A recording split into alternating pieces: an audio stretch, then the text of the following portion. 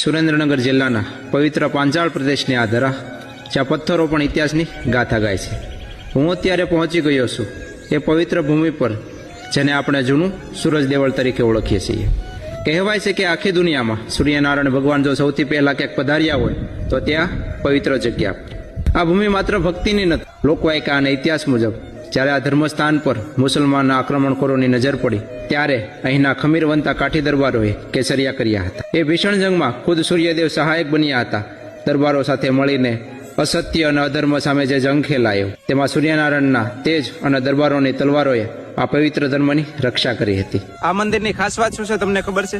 જ્યારે પ્રાચીન સમયમાં મુસલમાન આક્રમણકારો જ્યારે આ મંદિર ઉપર આક્રમણ કરવાની તૈયારી કરી રહ્યા હતા ત્યારે અહીંના કાઠી દરબારોએ 3.5 દિવસનો ઉપવાસ કરી અને સૂર્યનારાયણ ભગવાનને રીઝવ્યા હતા. ત્યારે જ આ પૃથ્વી પર સૌથી પહેલા સૂર્યનારાયણ ભગવાન અહીંયા પધાર્યા હતા. આજે